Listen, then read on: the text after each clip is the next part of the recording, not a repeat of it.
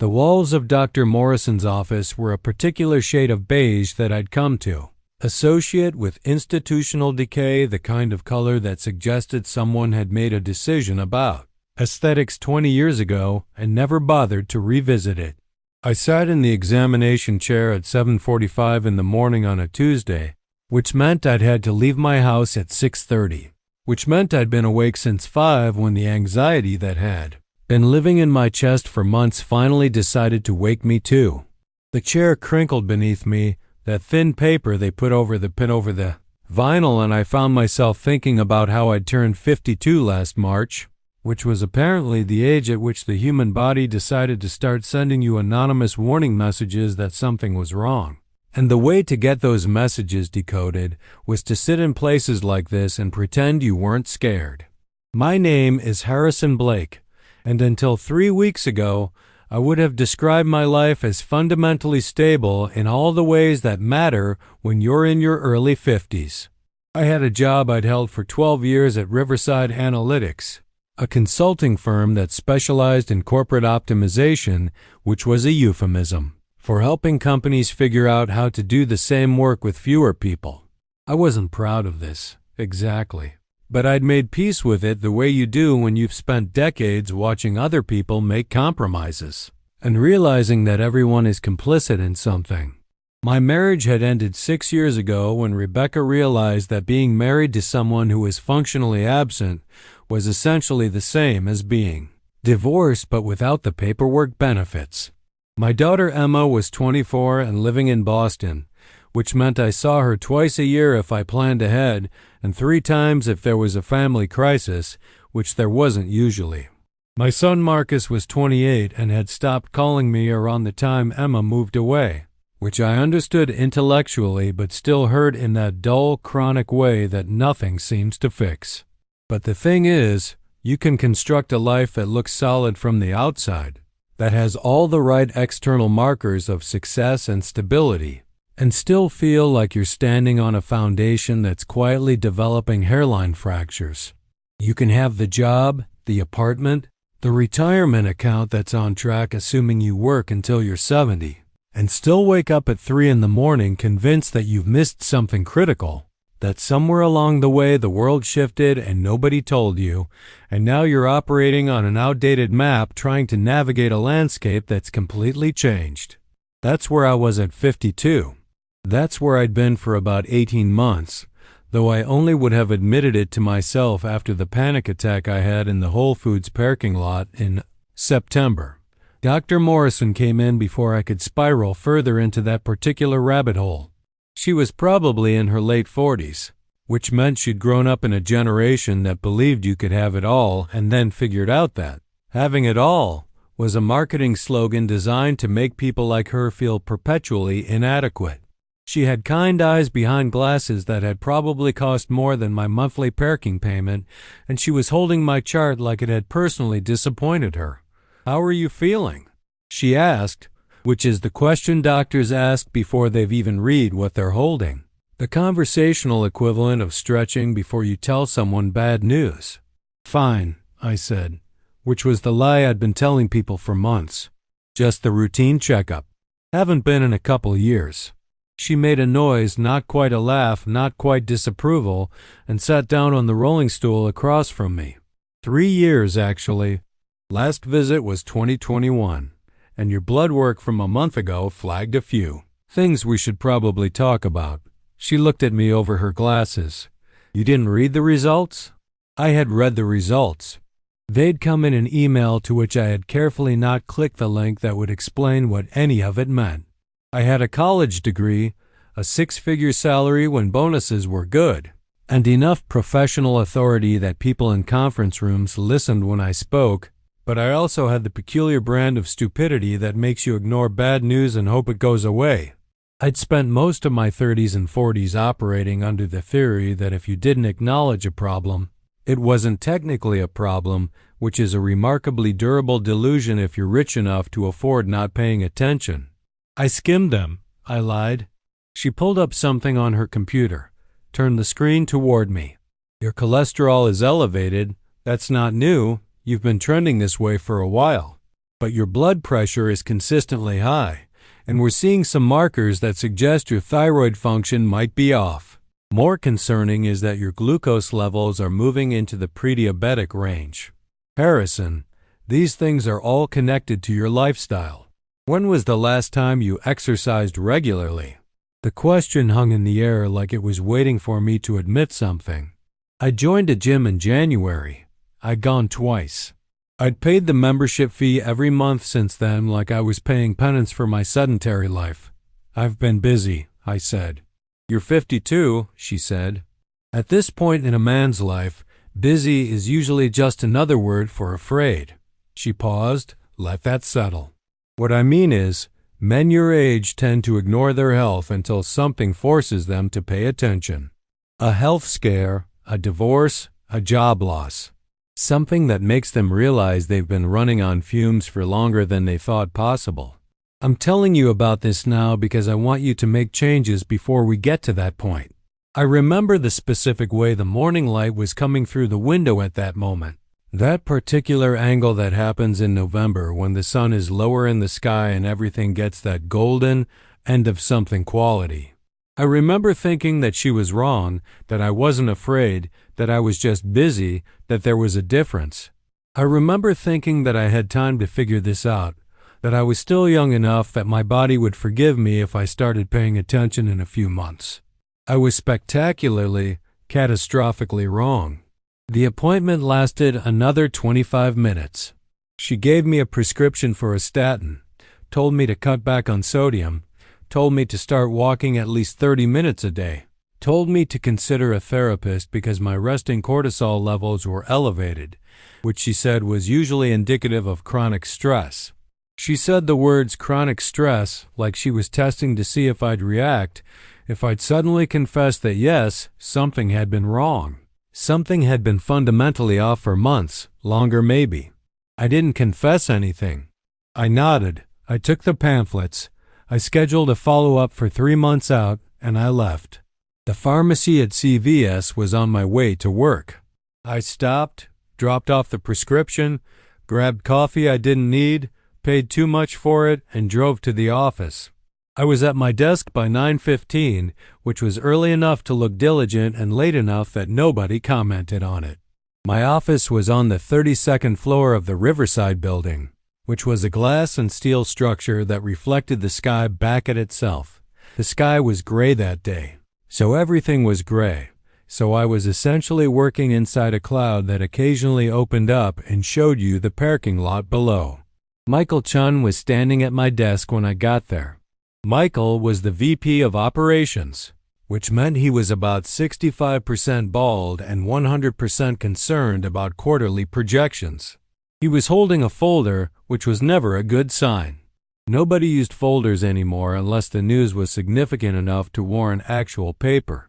Harrison, he said. Got a minute? Actually, don't answer that. My office.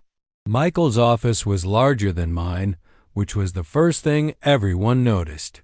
The second thing was the view. The third thing was that he kept a framed photo of his 3 children on his desk, despite the fact that I was pretty sure at least 2 of them didn't talk to him anymore. He closed the door, which meant this was the kind of conversation that required privacy. He sat behind his desk. He did not invite me to sit, which meant it would be quick. We're consolidating the West Coast division, he said. The role you've been managing is being restructured as part of the optimization process. I'm not going to insult you by saying this is about performance. You know that's not true. It's about fiscal efficiency and market repositioning. Your severance package is generous. 2 years' salary, health benefits through December, consulting contract if you want to manage some transition projects. The announcement goes company-wide tomorrow morning. Today, we're telling affected personnel individually. I remembered the way time seemed to split open at that moment. There was the Harrison Blake who was hearing these words, whose hearing had become a little less reliable in the past year anyway, who was processing the information at something like normal speed. Then there was another version of me, the version who'd been living in my body for the past 18 months, who immediately started calculating 2 years.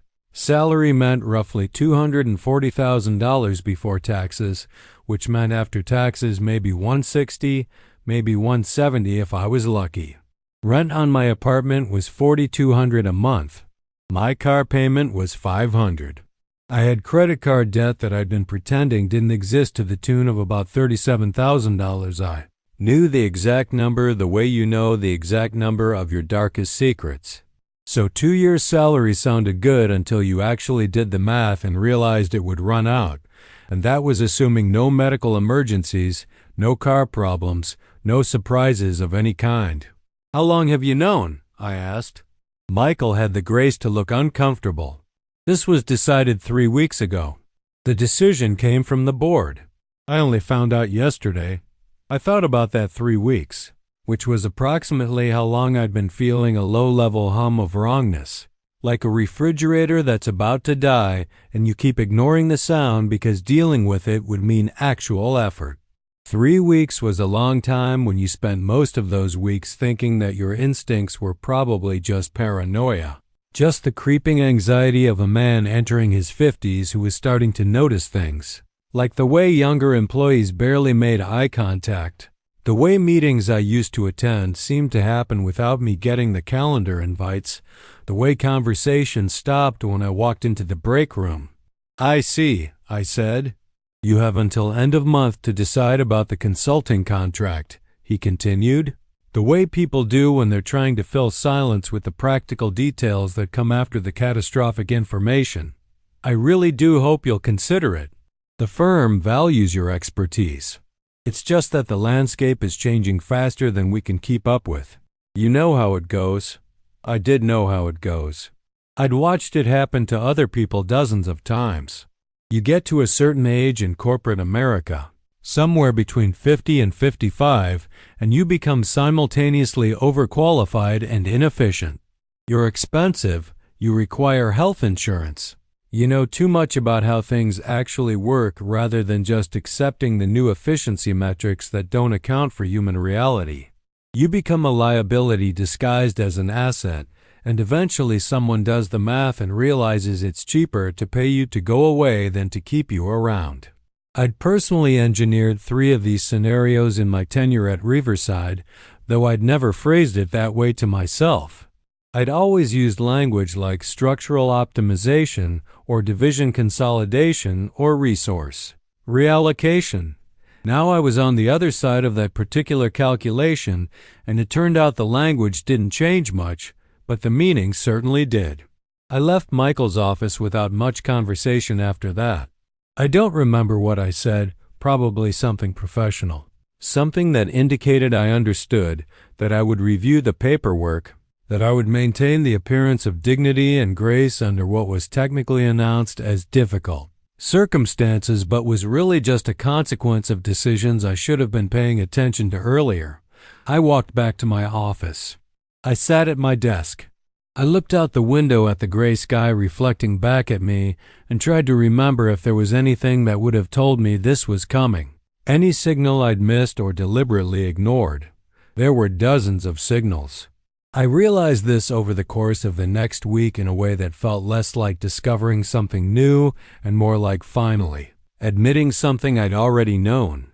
The West Coast division that was being consolidated, I hadn't been invited to any of the strategic meetings about it for the past 2 months. Rebecca Torres, who had been my peer for the past 8 years, had suddenly been moved to a different reporting structure without explanation. Thomas Wu, who was technically my supervisor though we'd always had a lateral relationship, had started taking meetings with the VP of Finance that I used to attend automatically. There was a new project that came around in late September, a major client engagement that would have been perfect for me, for my specific expertise in market analysis and human factors, and I wasn't even told about it until it was already assigned to one of the junior analysts from the Boston office. The thing about hindsight is that it's simultaneously obvious and devastating. Looking back now, I can see exactly how it unfolded. But at the time, each individual incident felt like a separate small disappointment, an anomaly, a sign that maybe I was just losing my edge. that maybe the world was moving faster than I could keep up with. I had 12 years at that company. I had generated millions in revenue for them. I had managed 3 major restructures of their client services division. I had mentored at least a dozen junior employees who'd gone on to better positions elsewhere. I thought loyalty meant something. I thought experience meant something. I thought that if you did good work, that mattered. I was learning that what mattered was efficiency and margin, and human loyalty was about as permanent as a seasonal product line. I went home that afternoon at 4 o'clock, which was early, but nobody commented because everyone was already starting to treat me like a ghost. My apartment was on the edge of the downtown area in one of those neighborhoods that had been gentrified over the past decade into a place where studio apartments rented for $2,500 a month and everyone walking around seemed to be between 23 and 30.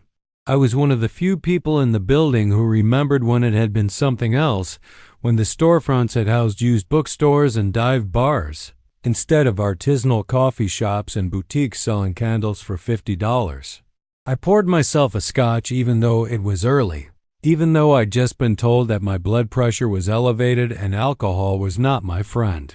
The scotch was decent, nothing extravagant. Balvenie I'd picked up on sale, and it burned in a way that felt appropriate to the moment. I sat on my couch, which faced a window that looked out onto the street below, and I tried to process what had happened.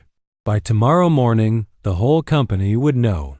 The announcement would come through email at 7:30 a.m. before the markets opened, because you always do these things early enough that analysts can factor the news into their morning assessments. My colleagues, the ones I'd worked with for over a decade, the ones I'd gone to lunch with and recommended for promotions and watched get married and have children, would read that I'd been let go as part of a strategic restructuring, and they would feel a combination of sympathy and relief that it wasn't them, and they would get on with their day. By week's end, someone would probably take my clients. By month's end, whoever they moved into my office would have already started changing things, adjusting the setup to their own specifications, literally erasing the physical evidence that I'd ever been there. I'd watched this happen to other people enough times to know exactly how it would go. The second scotch hit differently than the first one. I'd never been much of a drinker. I'd always been the person at parties who nursed a beer for 3 hours and left early because crowds made me anxious. But that afternoon, alone in my apartment at 4:15 on a Tuesday in November, I understood why people drank. It wasn't about the taste. It was about the moment of numbness, that brief window between sobriety and intoxication, where nothing mattered quite as much as it had 5 minutes earlier, where the sharpness of your own failures was temporarily dulled by alcohol and time. My phone was ringing. I looked at it. Marcus, my son. I'd been trying to remember the last time he'd called me. It had been months, probably since spring when I'd texted him on his birthday and he'd responded with a thumbs-up emoji to acknowledge my happy birthday text. I answered, "Hi," he said. "You okay?" I heard something about Michael called my friend Jake, who works there, and said something was going down. "And I wanted to make sure you were," he trailed off. "Are you okay?" Marcus was a person who had inherited my anxiety, but hopefully not the part of me that was fundamentally incapable of emotional articulation. He was a teacher now, high school math, which I thought was admirable and also probably harder than anything I'd ever done. We'd been cordial for the past 5 years, but not close, which was mostly my fault. I'd been the kind of father who confused being emotionally available with being present in the room, who'd traveled for work through his adolescence, who'd sent checks and attended parent-teacher conferences, but never really asked the deep questions about what he was thinking or feeling beyond the surface-level updates about grades and friends. "I'm fine," I said, which was the reflexive lie I'd been practicing for months. Just a restructure. It was in the works for a while, so it's not exactly a surprise. "Bullshit," Marcus said. He'd picked up his language from his mother's side of the family. This is the kind of thing people say when they're trying not to worry their kids. "I'm 28, Dad. I can handle the truth." "Are you okay, actually?" It was the word actually that got me. It suggested that he knew there was a difference between the surface answer and the real answer, that he was asking for the latter. And I was so struck by this, by the fact that my son, who I'd been estranged from for years, was checking on me, was pushing past the automatic social lie to ask the real question, that I had to set my scotch down because I was afraid I might start crying, which was ridiculous because I was a 52-year-old man who didn't cry, especially not after 2 quick drinks and some bad news. "No," I said, "not really. I'm trying to figure out what comes next. Do you need money?" He asked. "I've got some savings. Not a lot, but no, buddy.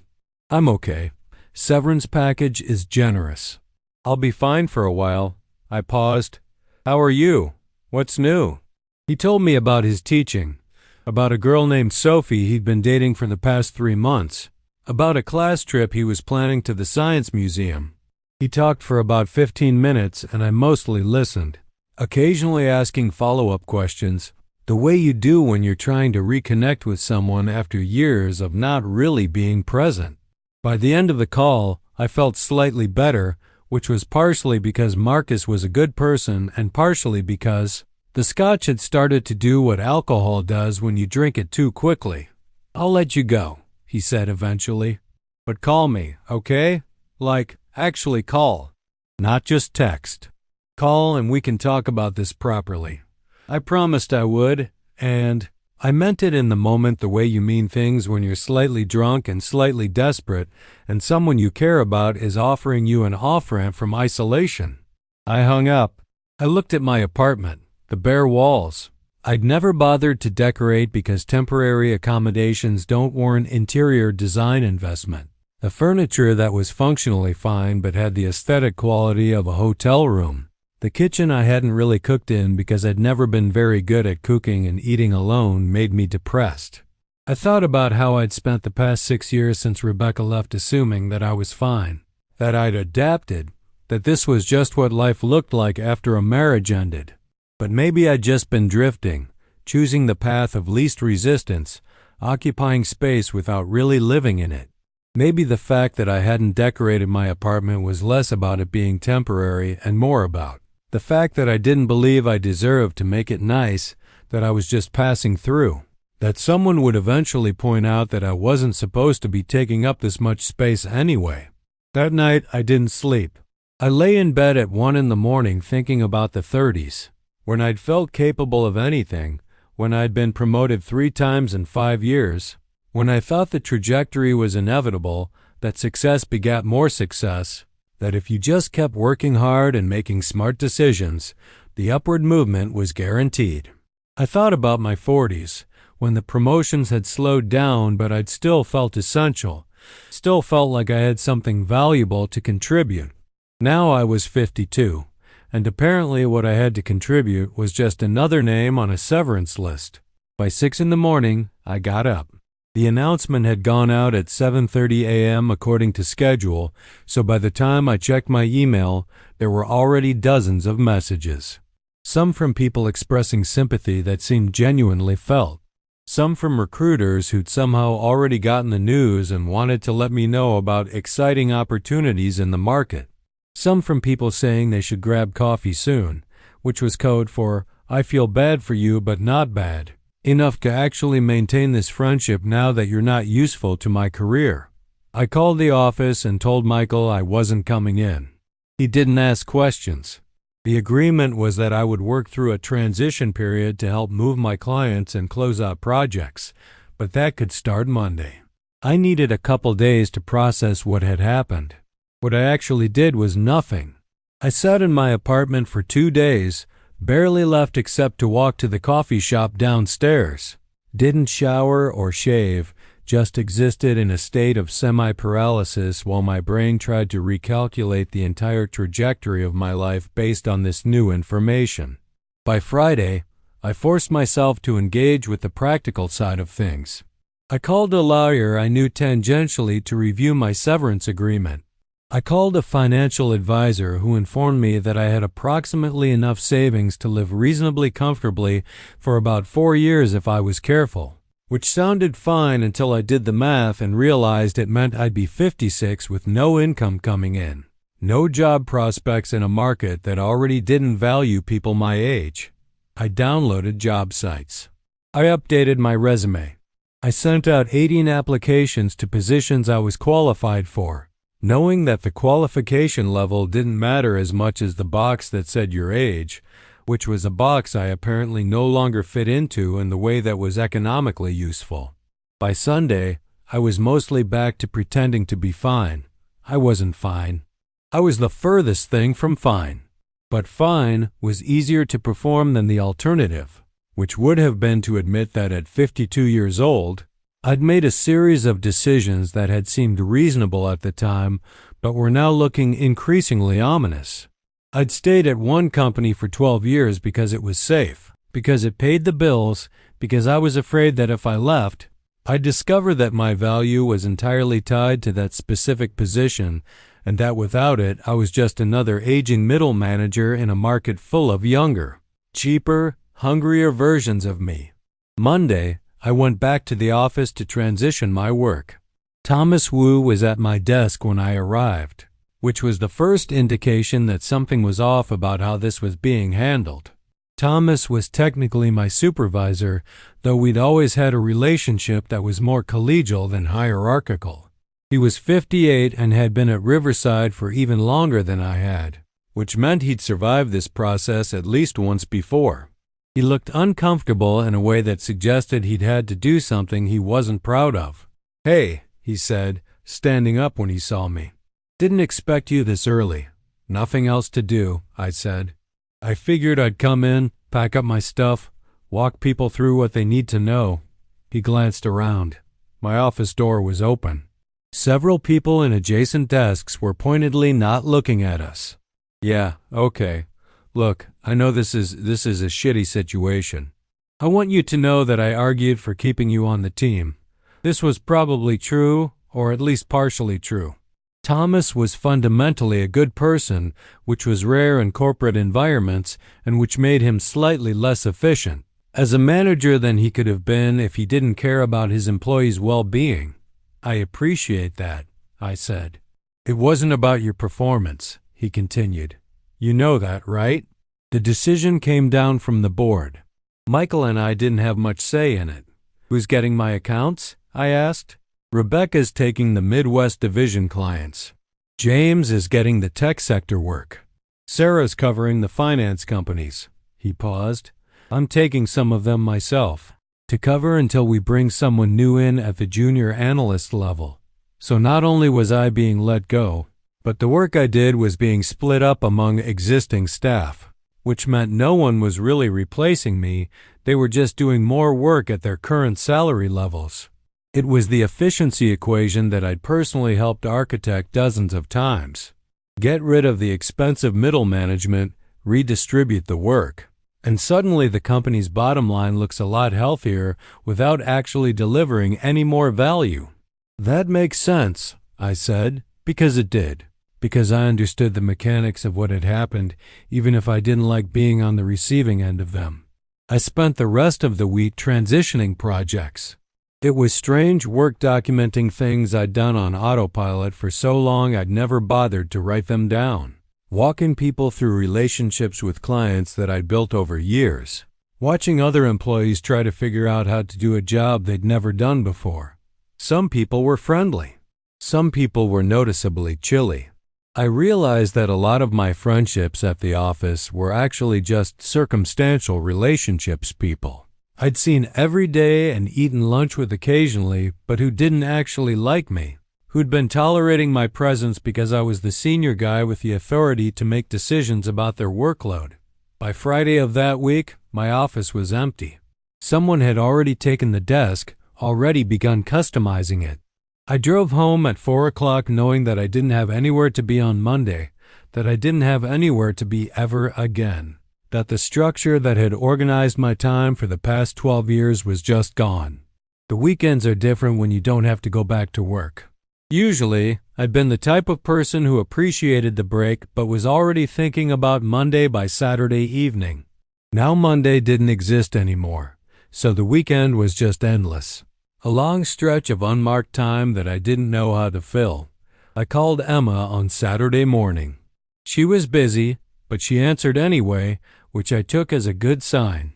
She told me about her job at the nonprofit, about an apartment she was thinking of moving to, about a guy she'd been seeing who sounded like he might be serious.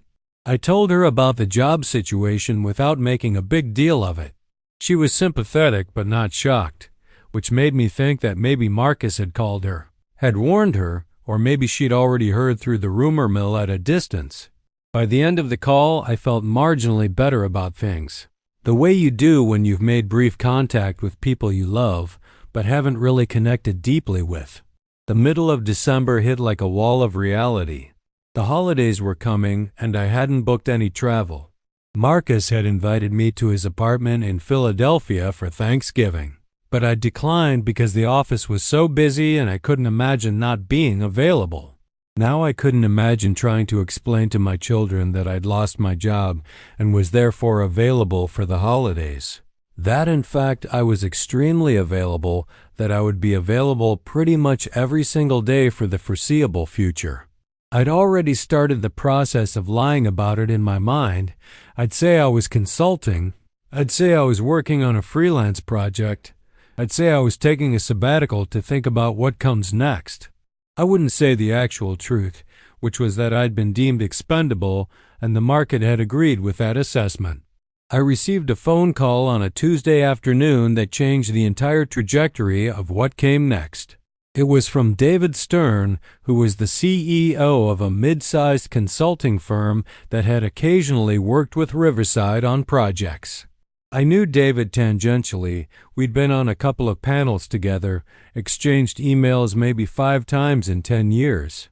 He was calling because he'd heard about my situation and wanted to know if I was interested in discussing a position. What kind of position?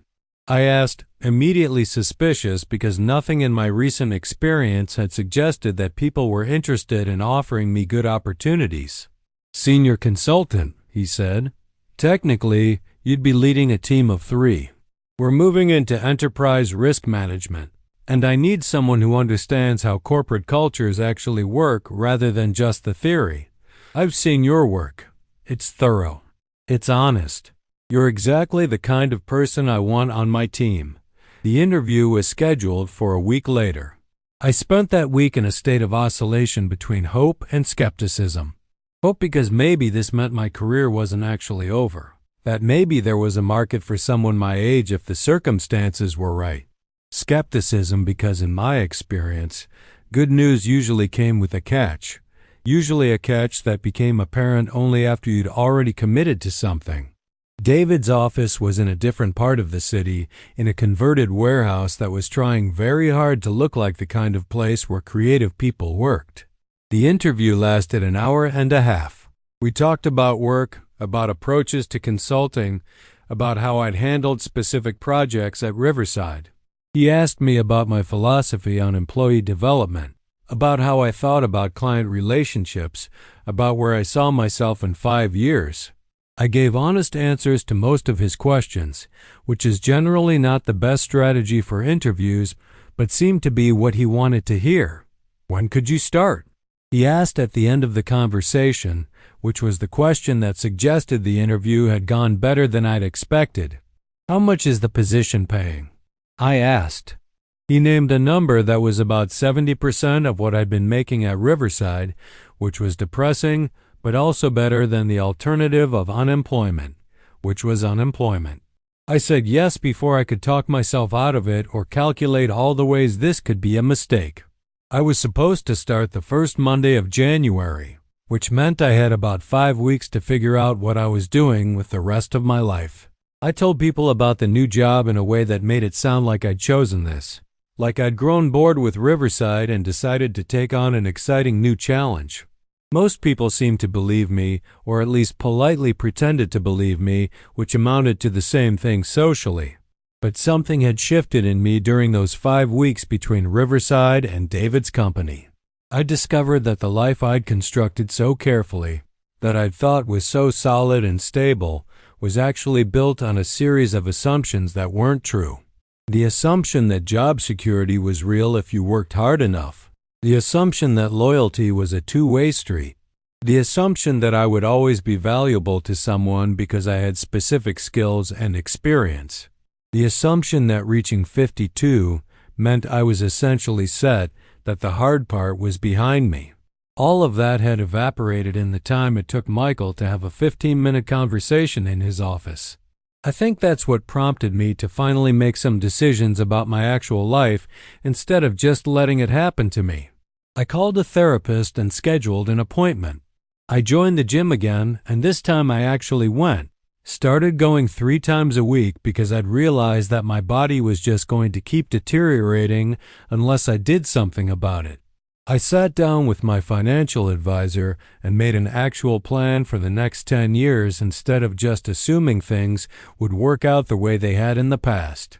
I called Marcus and we set up a standing coffee date for every other Sunday, which we both knew I'd probably forget about sometimes, but at least it was an intention in the right direction. Most importantly, I started noticing things about myself that I'd been too busy or too afraid to notice before. I noticed that I was lonely in a way that went beyond just being single, that I was profoundly disconnected from the people in my life, that I'd spent so long performing the role of successful middle-aged man that I'd forgotten how to actually be a person. I noticed that I'd been running on anxiety and caffeine for so long that I couldn't remember what calm felt like.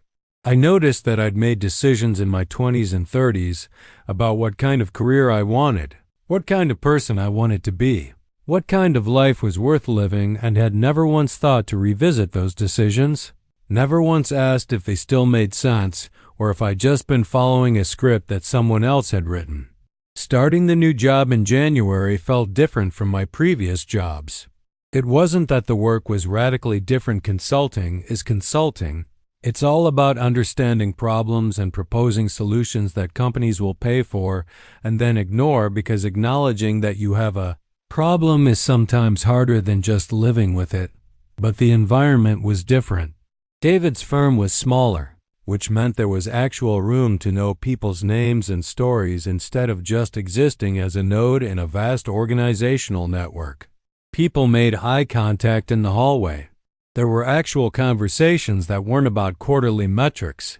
It was on my 3rd day that I started noticing something odd about one of my colleagues, a woman named Sarah who'd been at the firm for about 2 years. I didn't think anything of it initially. She was professional, competent, seemed to be respected by everyone else on the team. But there was something about the way she interacted with David, something that didn't quite add up. They were overly formal with each other, the way people are when they're trying to hide an existing relationship. When she spoke in team meetings, David listened more intensely than he seemed to listen to anyone else. When they passed in the hallway, there was a brief moment of something, not quite a look, but almost. I mentioned it to no one because I'd learned, through years of office politics, that noticing things you weren't supposed to notice is usually counterproductive. But I watched more carefully after that, and the more I watched, the more certain I became that something was going on between David and Sarah. Not necessarily a romantic relationship. It could have been that they were friends, or that Sarah had some kind of leverage or information on David, or that I was reading the situation completely wrong, which was possible. But something was definitely unbalanced about their dynamic. It was the kind of thing that, at Riverside, I would have filed away as potentially useful information to have later, as leverage, as something to understand fully so I could navigate around it.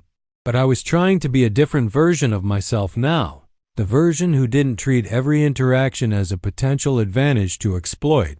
So I pushed it aside and tried to focus on the actual work I was supposed to be doing. 2 weeks into the job, I was assigned to lead a project for a Fortune 500 company that was trying to optimize their internal communication structure. It was a 6-month engagement, which meant a reasonable amount of work, but not so much that I'd be overwhelmed. I started diving into the client's data, interviewing department heads, trying to understand how information was flowing or not flowing through their organization. The lead contact at the client company was a woman named Jennifer Hartley. and she was probably in her mid-50s, which meant she'd survived enough iterations of corporate restructuring to be skeptical of consultants, but still hopeful enough to believe that maybe this time someone could actually help. We had our first meeting at their headquarters, which was in a sleek office park outside the city. She'd prepared a presentation about their current challenges, about areas where they thought communication was breaking down. About halfway through the meeting, she made a comment that caught my attention.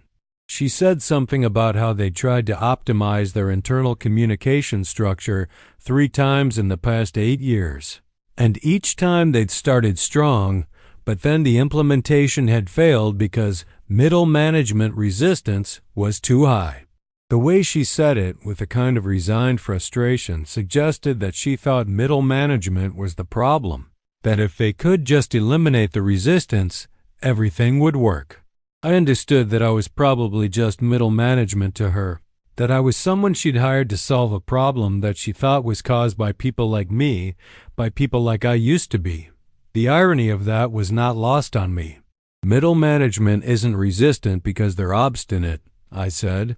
They're resistant because communication restructures usually mean more work for them while everyone else's job stays essentially the same. So they're not being unreasonable, they're being protective of their own capacity. Jennifer looked at me with what I can only describe as surprise, as if she hadn't expected a consultant to actually agree with her unspoken assessment that her middle managers were the problem. But that wasn't what I'd done.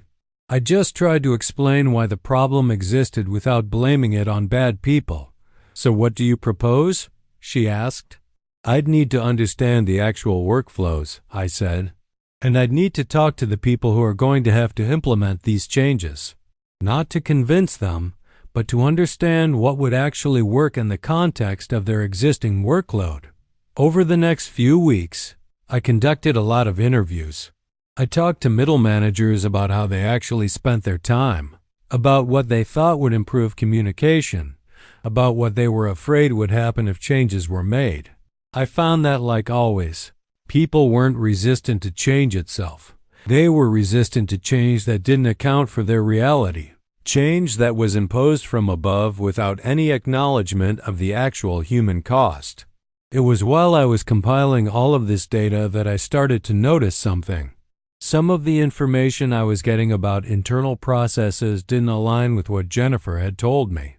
Specifically, there were projects that she described as stuck because of communication issues that seemed, from talking to the people who actually worked on them, to be stuck because Jennifer wasn't making decisions. There were initiatives she'd championed that seemed to have failed not because middle management was resistant, but because the premise of the initiatives was flawed from the beginning. I filed this away as potentially important, not as leverage, but as information that might actually help me do the job I was hired to do, which was to understand the actual problem and not just the version of the problem that the person paying me wanted to believe. My report was due in March. I spent most of February writing it, working late at the office, collaborating with my team about what we'd learned. It was good work, the kind of work I knew how to do, the kind of work that was analytically sound and practically helpful. I presented it to David first to make sure it aligned with the firm's general approach. He read it on a Thursday afternoon and called me into his office on Friday morning. "This is very thorough," he said. "But I'm concerned about Section 4. You're essentially saying that their VP of Operations, Jennifer, is the primary obstacle to successful communication improvements. I'm saying that some of the structural issues they're experiencing stem from unclear decision-making authority at the VP level," I said, "which is a fact that supports your stated goal of improving internal communication. Clear communication requires clear decision-making pathways." David leaned back in his chair. "I understand. But when you present this to the client, they're going to hear it as you saying Jennifer is bad at her job. That's going to create problems. Presenting the truth might create problems," I acknowledged. "But presenting something other than the truth will definitely create problems, just in different ways." He was quiet for a moment. "I'm not asking you to lie. I'm asking you to be strategically focused. What recommendations do you have that don't require Jennifer to admit she's been part of the problem? This was the moment where I had to make a choice. I could modify my findings to focus on the problems that the client could address without implicating their VP of operations. That would be easier. That would make the presentation go smoother. That would probably lead to more work for the firm. Or I could deliver what I actually found, knowing that it might cause problems for the client, might create tension between Jennifer and her team, but would be more likely to actually result in meaningful change. A year earlier, I would have made the first choice without much hesitation.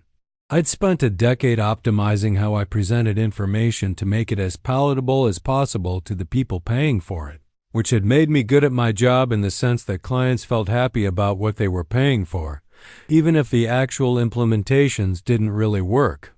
But a year of being told I was expendable had changed something in me. I'd realized that the version of professional integrity I'd been practicing wasn't actually integrity at all, it was just sophisticated lying. I need to present what I found, I said. Okay, David said. He didn't sound angry, just tired. I just wanted you to understand the implications. The presentation to the client was scheduled for the last week of March. I rehearsed it extensively. I wanted to make sure I could present Jennifer's role in the problem in a way that was factual but not accusatory. That focused on what she could do differently rather than what she'd done wrong. But the core message remained the same. Their communication problems weren't primarily about middle management resistance. They were about unclear decision-making at the executive level. Jennifer's face when I got to Section 4 was complicated. There was a moment of genuine surprise, as if she'd been expecting me to validate her theory, and instead I was basically saying it was wrong. Then her expression shifted into something that looked like recognition, like she already knew this was true but had been hoping I wouldn't notice. "This is disappointing," she said. "I hired you to find solutions, not to point out problems that I'm already aware of. I'm pointing out problems so that the solutions I'm recommending will actually address the root causes," I said. "If we just treat the symptoms, if we implement new communication tools without addressing the decision-making structure, the problems will continue. And if I implement your recommendations?" she asked. "Then you'll probably see significant improvement in how quickly decisions get made and how clearly people understand the direction they're supposed to be moving." She stared at me for a long moment. "That's going to require me to change how I operate." "Yes," I said. "I don't want to change how I operate. I understand. But you asked for a company-wide change. And individual people don't get to opt out of their own change when that's what's required." I was probably being harsh. Jennifer was probably a decent person who just slipped into ways of operating that weren't serving anyone. And the solution wasn't to tell her she was the problem. The solution was to help her understand why her current approach wasn't working and offer a different way. But I was tired. And I'd spent months watching people's careers end because they wouldn't acknowledge that they needed to change. And something about Jennifer's resistance made me feel angry in a way that wasn't really proportional to what was happening. The rest of the presentation went fine. I delivered the recommendations. They seemed reasonable. Jennifer said she'd discuss it with her leadership team. I went back to David's office and he didn't say much. Just thanked me for my work and said the client had requested that I be available for the implementation phase, which would start in May, but something had shifted. I could feel it in the way David was looking at me, in the tone of his voice. He'd hired me to solve problems, but maybe he'd also hired me hoping that I'd be the kind of person who understood how to make problems seem solved without actually solving them. I'd been that person for 12 years at Riverside. I'd been good at it, but apparently I was trying to be someone else now. April was quiet. I worked on smaller projects, continued building relationships with my team, went to therapy once a week where I talked about my career, my divorce, the ways I felt like I'd wasted my 40s. My therapist was a woman named Doctor. Patricia Reeves, who was probably in her 60s and who had this remarkable ability to sit with uncomfortable silences instead of filling them with platitudes or advice. She didn't think I needed to make radical life changes.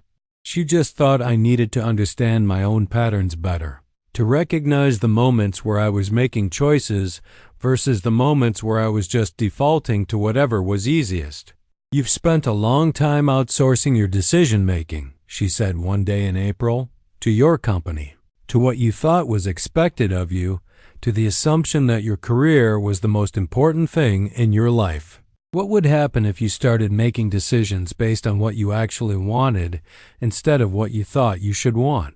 "I don't know what I want," I admitted. "That's probably true. But you know what you don't want, don't you?" I did.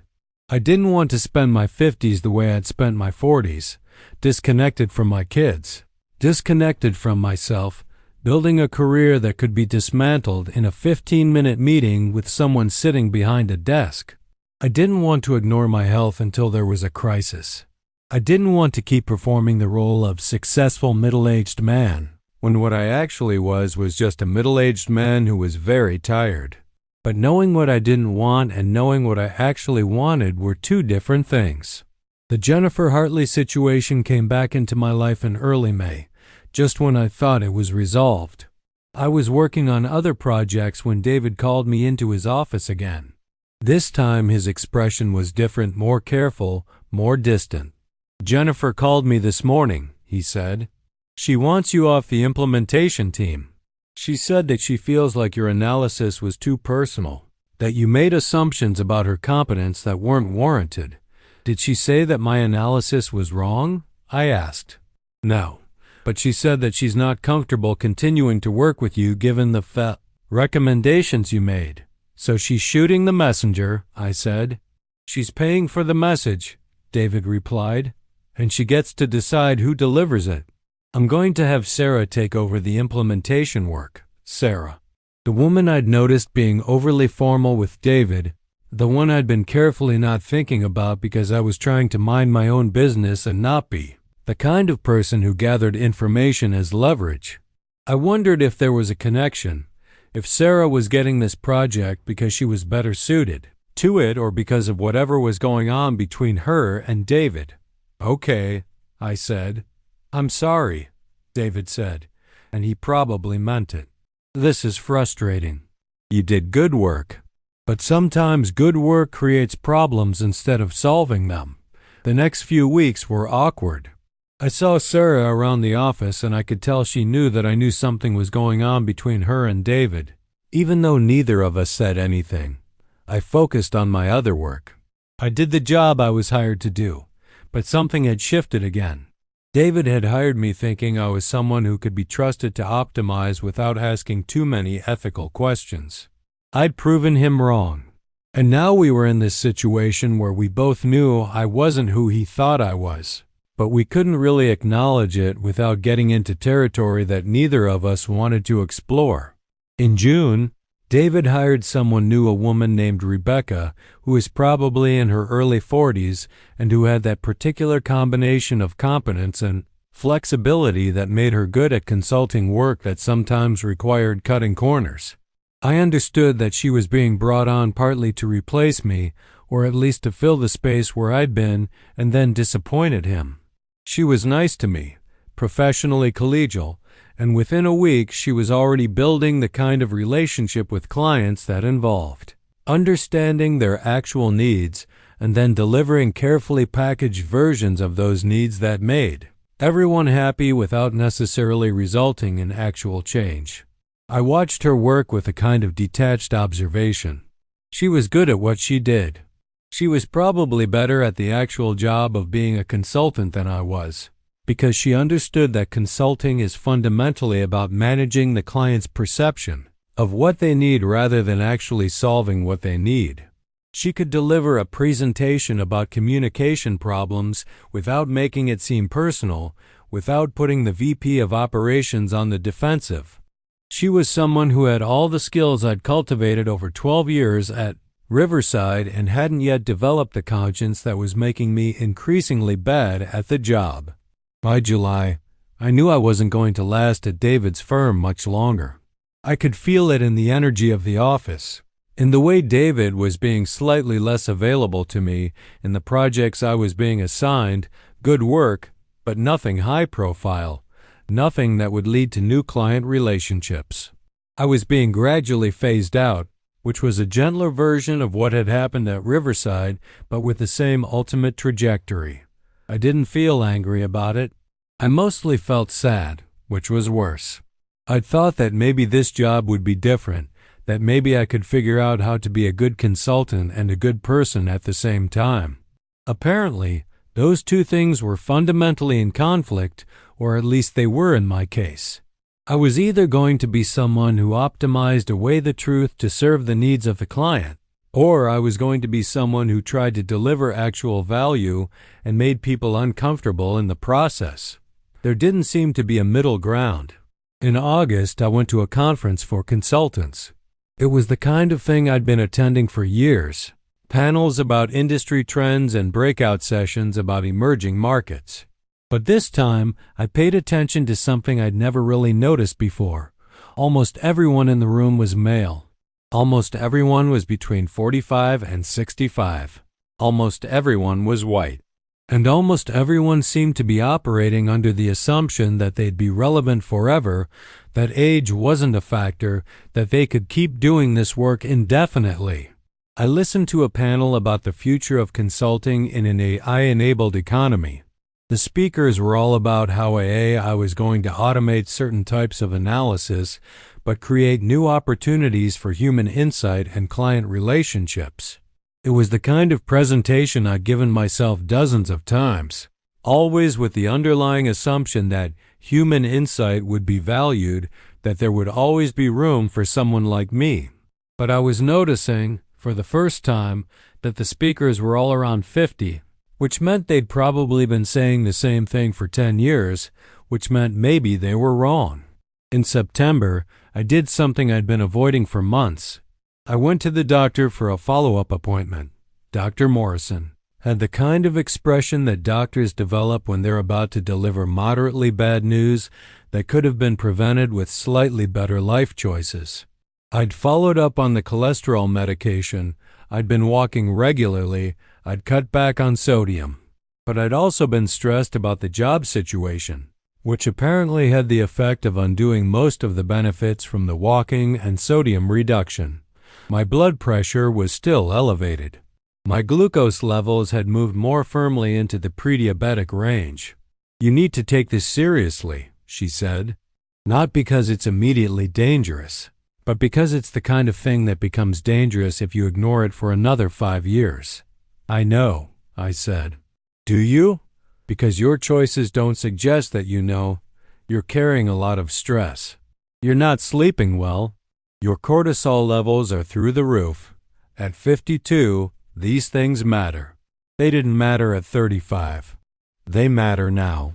She prescribed an additional medication, referred me to a nutritionist, and told me to consider meditation or some other stress reduction practice. I agreed to all of it, knowing even as I agreed that I probably wouldn't follow through, that I'd go through the motions of trying for a while and then slip back into my normal patterns of ignoring things until they became unavoidable. But something in Dr. Morrison's tone had resonated with me. She wasn't being judgmental. She was being practical. She was essentially saying, "You're 52 years old, your body is sending you signals, and you're running out of time to listen to those signals before they become louder, more urgent, more dangerous." And that realization that I actually was running out of time, that I couldn't just assume I had indefinitely to figure things out, had started to crystallize something in me. By October, I knew I needed to make a change. I'd been at David's firm for 9 months. I was doing fine work, but I wasn't the right person for what the firm needed. I was becoming increasingly unhappy in the role, increasingly aware that I was compromising myself in ways that I couldn't quite articulate, but could definitely feel. I'd spent 30 years building a career, and I'd realized that the career I'd built wasn't what I actually wanted to spend the next 15 years doing. So I quit. I gave David 2 weeks' notice. I didn't have another job lined up. I didn't have a clear plan for what came next. I just knew that I couldn't keep doing this. I couldn't keep pretending that consulting was about solving real problems when actually it was about managing perception. I couldn't keep showing up for projects where I was expected to be a sophisticated liar. I couldn't keep making choices based on what I thought I should want instead of what I actually wanted. David seemed relieved when I told him. He'd probably been expecting me to quit or planning to let me go eventually, and having me choose to leave first saved him the awkwardness of that decision. He was generous with references. He talked about my analytical skills, my integrity, which was ironic, because my integrity was exactly why I wasn't going to work out long-term for him, but I appreciated the gesture anyway. I left the office for the last time on a Friday afternoon in late October. I didn't take any of my belongings home. I hadn't really accumulated any, so I just walked out the door and drove home to my apartment, which was the same apartment I'd been living in for 6 years, which still didn't have any decorations beyond the furniture it had come with. For the first time in 30 years, I didn't have a job. For the first time in a long time, I wasn't afraid. I spent the first week just existing. I went to the gym. I saw a therapist. I walked around the neighborhood and noticed things about it that I'd never noticed before, even though I'd lived there for 6 years. I called Marcus and actually made plans to drive to Philadelphia the following weekend to visit him. I called Emma and we scheduled a video call for the next Sunday. I cleaned my apartment thoroughly for the first time since I'd moved in. By the second week, I started to think about what came next. I had enough savings to not work for about 3 years if I was careful, which was longer than I'd expected and created more options than I'd anticipated. I could take time to figure out what I actually wanted to do. I could go back to school if I wanted. I could try to start my own consulting firm if I wanted, though I wasn't sure I wanted that. I could do something completely different. I went back to Dr. Morrison in the middle of November, which felt significant somehow exactly 1 year after the appointment where she told me that everything was wrong, that I needed to change my life. I was expecting her to tell me that my health markers had improved now that I'd quit the stressful job. Instead, she looked at my results with genuine concern. "Your cortisol levels are still elevated," she said.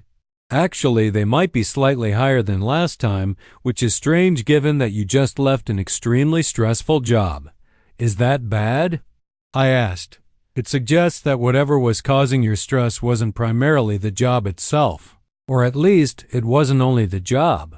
There's something else going on, some deeper source of anxiety that the job was just channeling into professional concerns." We talked for a while about what that might be. She asked me about my family relationships, about my sense of purpose, about whether I felt like I was living the life I wanted. And as I was answering her questions, I realized that the job wasn't the problem and quitting the job wasn't the solution. The job had been a symptom of a much larger problem.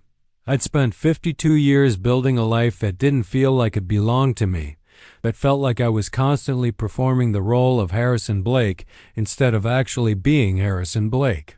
"I think you need to figure out who you actually are outside of your professional identity," Dr. Morrison said. "That's the work that needs to happen. The health markers will improve once you address the underlying issue." I left her office thinking about that. Who was I outside of my professional identity? The honest answer was that I didn't know. I'd spent so long being Harrison Blake, consultant, that I'd forgotten or maybe never learned how to be just Harrison Blake. That's when I decided to do something I'd been thinking about for months. I was going to write about this experience. Not for publication, not for any external purpose, just for myself. I was going to try to understand how I'd gotten here, how a successful man with a good job and a decent life could end up at 52 feeling like he'd somehow gotten everything wrong. So I started writing. I wrote about the appointment with Michael. I wrote about the consultant job. I wrote about my children and my ex-wife and the ways I disappointed them. I wrote about how I'd spent my 30s and 40s thinking that the goal was to achieve something, to get to some place where I could finally rest and be satisfied. And I wrote about the realization, which was only now becoming clear to me, that I'd been chasing a destination that didn't exist, that I'd reached 52 and realized I hadn't actually lived any of the life I'd been so carefully constructing. By November, I'd written about 50 pages. Some of it was good. Some of it was self-indulgent. All of it was honest in a way that I'd rarely allowed myself to be. I was starting to get a sense of how everything was connected, how my career choices had been dictated by fear, how my relationships had deteriorated because I was never really present, how my health had declined because I wasn't paying attention to anything that required immediate action. And then I had a moment, not an epiphany exactly, but a moment of clarity where I understood that the real story I needed to write about wasn't what had happened to me at Riverside or at David's firm. It was about all the moments I'd missed, all the opportunities to connect with my children that I'd let pass because I was busy with work, all the times Rebecca had tried to tell me something important and I'd been too distracted to listen, all the signs that something was wrong with my health or my life that I'd systematically ignored because acknowledging them would have required me to do something about them. The story wasn't about being fired. The story was about what it meant to wake up at 52 and realize that you'd been asleep for 30 years. I thought about my kids often during this period. Marcus was becoming an actual person to me, now someone I was having real conversations with, not just someone I was obligated to maintain a relationship with. Emma seemed happier when we talked, now that I wasn't pretending to be unavailable. I was learning who they were as adults, what mattered to them, what they'd been thinking about all those years when I was too busy to ask. On Thanksgiving, I drove to Philadelphia to Marcus's apartment. It was the first Thanksgiving I'd spent with him since his college years, about a decade ago. He'd invited a few friends, had cooked most of the food himself, though he'd clearly panicked at the last minute about some of it. We sat around his small dining table, 6 of us total, and he introduced me to his girlfriend Sophie, who was smart and kind and clearly made him happy. And somewhere in the middle of the meal, I realized that I didn't know this person, my own son, really know him in the way that parents are supposed to. I knew the broad strokes, but I didn't know the details, the small things that make up a person's actual life. "Tell me about Sophie," I said to Marcus at one point. "What is it that you love about her?" He looked at me with surprise, like the question itself was unexpected, like maybe he wasn't used to me asking him genuine questions about his inner life.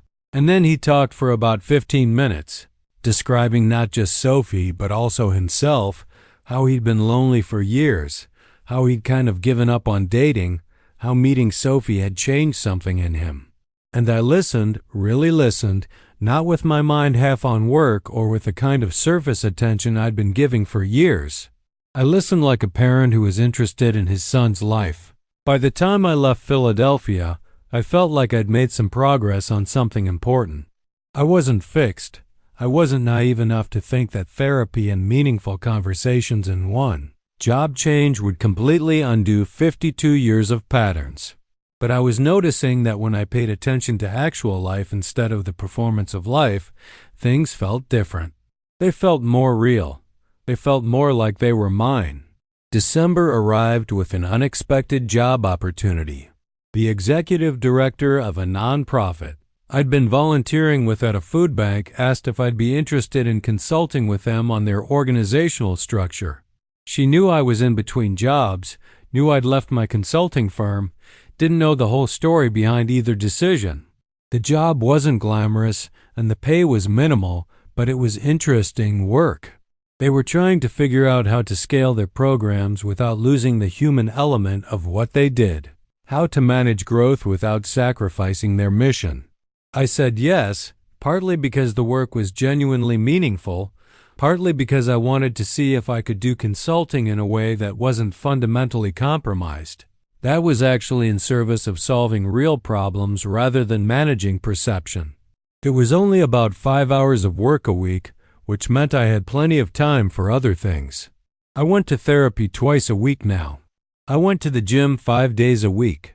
I started cooking, something I'd never done much of before because it was easier to buy food than to make it. I started reading again books that had nothing to do with business or professional development, just books I was interested in. And I kept writing, not just about the past, but about the present, about what I was learning, what I was noticing, how things felt different now that I wasn't constantly performing competence and success. I wrote about the small moments, the first time I ran for 15 minutes without stopping, the conversation with my daughter where I apologized for missing her college graduation, the realization that I'd been so afraid of aging that I'd essentially tried to skip over 52 and hope I'd land somewhere better on the other side. By late November, exactly 1 year after that first appointment with Michael at Riverside, I went back to Dr. Morrison. My cortisol levels were still elevated, which was frustrating, but everything else was improving. My blood pressure was down. My cholesterol was manageable. My glucose levels had moved slightly back toward normal. More importantly, I felt different physically. I had more energy. I was sleeping better. My back hurt less. I felt like I was actually inhabiting my body instead of just occupying space inside it. What changed? Dr. Morrison asked.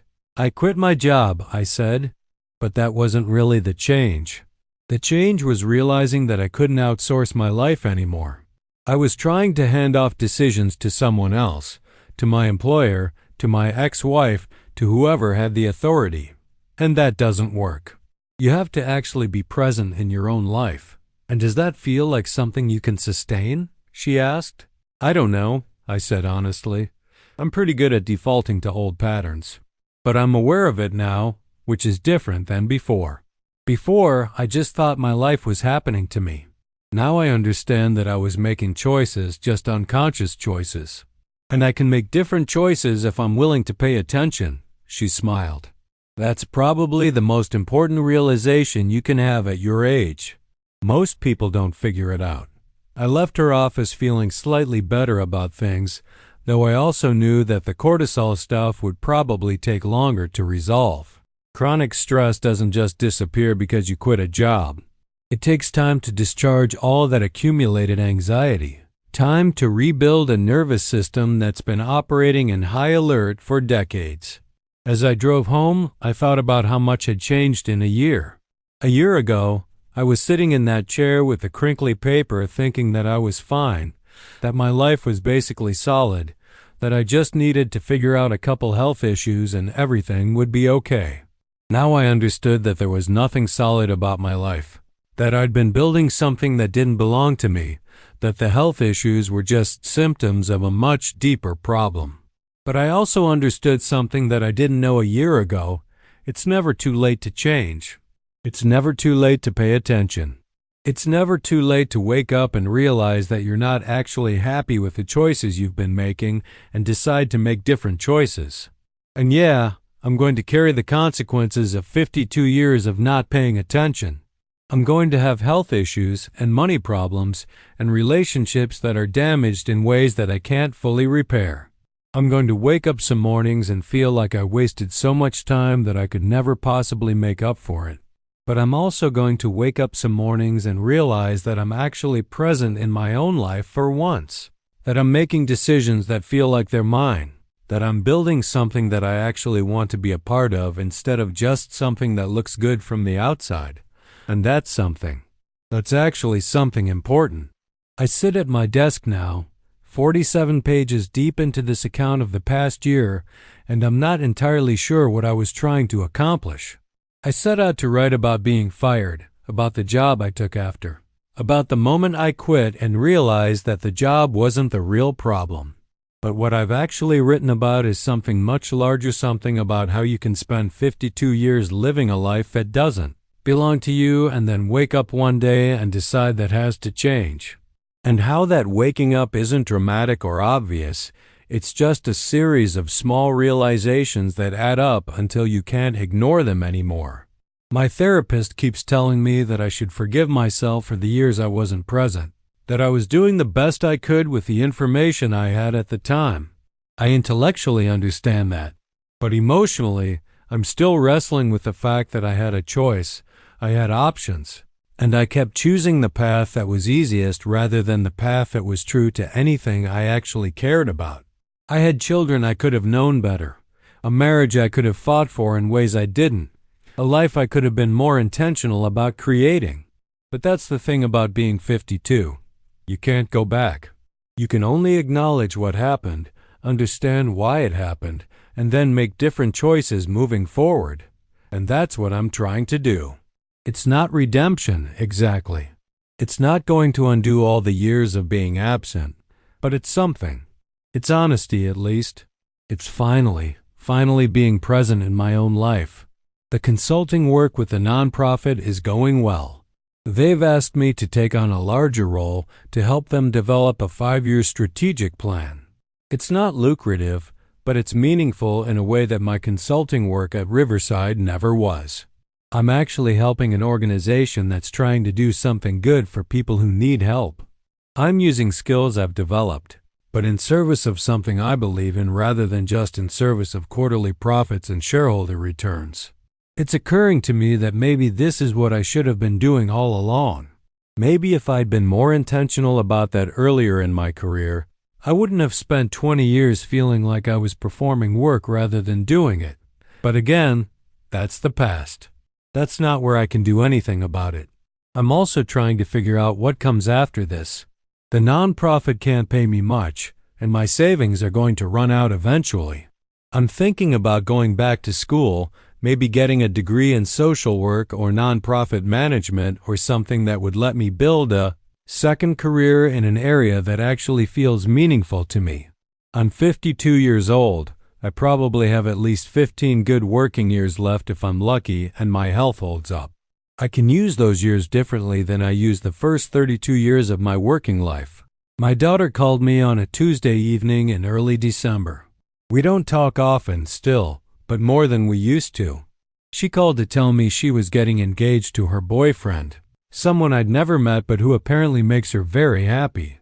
I felt a complicated mix of emotions when she told me happiness for her. Sadness that I wouldn't know this person and that I'd be meeting him for the first time as a future son-in-law rather than as someone she'd been dating for months. But I kept those feelings to myself and instead asked her about him, about how they met, about what she was feeling. "Dad," she said at one point. "Yeah?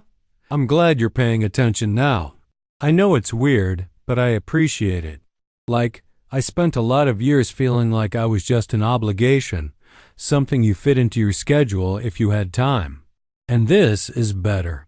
After we hung up, I sat for a while just thinking about that, about how my daughter could have just let me slip out of her life, could have accepted that I was the kind of father who wasn't really present, and instead she was actually giving me a chance to do it better. That's grace, I think. That's probably more than I deserve, but I'm going to try to earn it. So I'm here now, at 52 years old, fundamentally different than I was a year ago, but also fundamentally the same.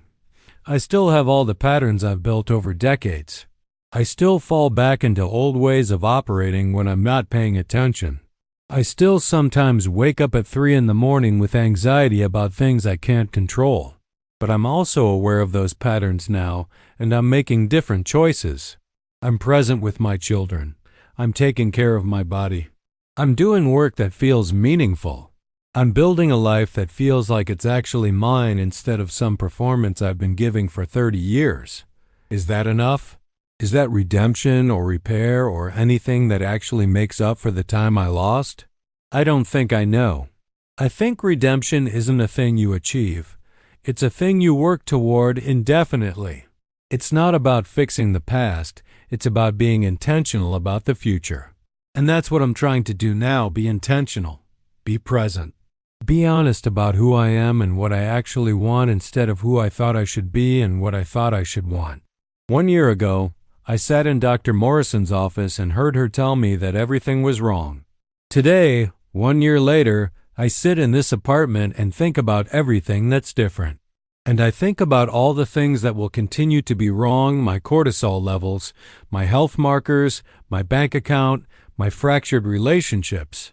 The simple fact that I'm 52 years old and I'm starting to understand who I actually am for the first time. But I also think about this, I'm awake now. I'm finally, actually awake. And that's got to be worth something. That's got to count for something. That's got to be the beginning of something better than what came before. I thought I had everything figured out until that doctor's appointment. Turns out, I didn't have anything figured out. But I'm figuring it out now. And that's where I am. That's who I am. That's the story, not a redemption arc, not a triumphant comeback. Just a man in his 50s finally deciding to pay attention to his own life and seeing what happens next.